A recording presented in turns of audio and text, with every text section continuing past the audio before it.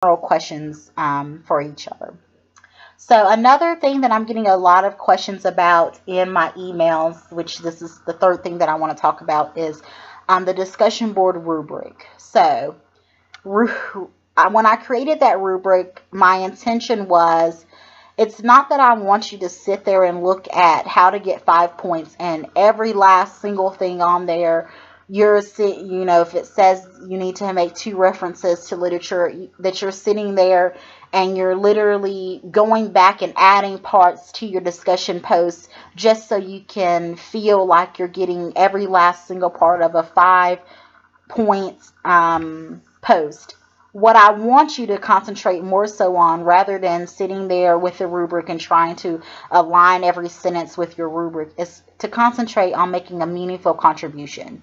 So when I say that, I mean the point system is designed for you to have a guideline. It's not that I'm going to sit there and say, well, I think this is a really well written post, but they only used 1 personal reference and they didn't bring in the textbook or anything, so this person's definitely not going to get a 5. It automatically demotes them down to a 3.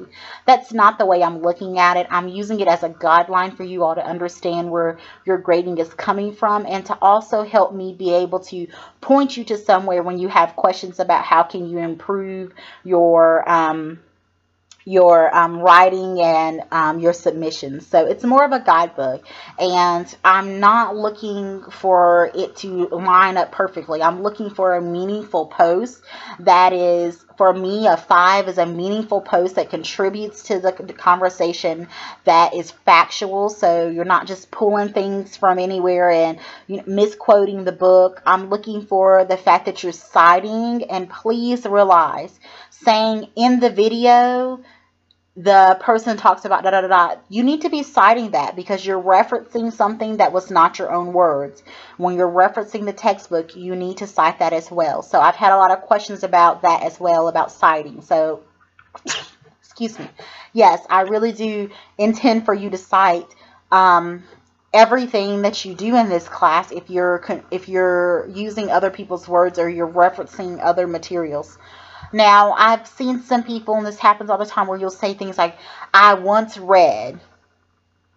Hey, I read a whole lot of things. I'll probably never be able to pull up every New York Times article that I've ever read about something and be able to cite it. But if it's materials that I think that you can get to easily, so if you're referencing the textbook or you're referencing materials that I've given you, point right there, you can cite that. I'm not expecting you to do anything outrageous, but I really want you to make a legitimate attempt to cite your sources, because it really avoids a lot of the issues that students have with unintentional plagiarism, and it gets you used to realizing that when you're talking about things, you're not always using your own words, and so you need to be conscious of that as you guys really gear up to doing some of the larger writing assignments that I know you guys will be doing for other classes. So as I said, don't look at the rubric to sit there and kind of write your whole post just based off the rubric. So you're going step by step on the rubric and looking in I want you to make a meaningful post that's well written, that's thoughtful, that brings in personal experiences, that brings in other things that you've learned from classes, that brings in other things that you've read, where you're citing your sources, you're proofreading, and you're making sure that it's cohesive. You're using paragraphs, so you're not just spewing a whole bunch of stuff out there and it's all discombobulated in one big long paragraph, that you're separating your ideas and you're being conscious about the post that you're making. As well as when you're replying to your classmates, I do not, and I'm seeing this a little bit, you're kind of saying the same thing to multiple students.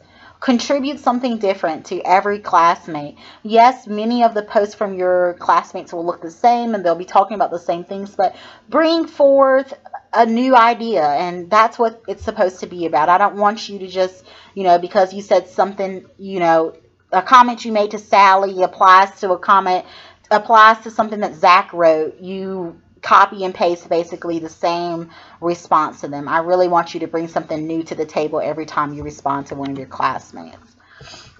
So those are some big kind of things that I really wanted to spend some time talking to you about.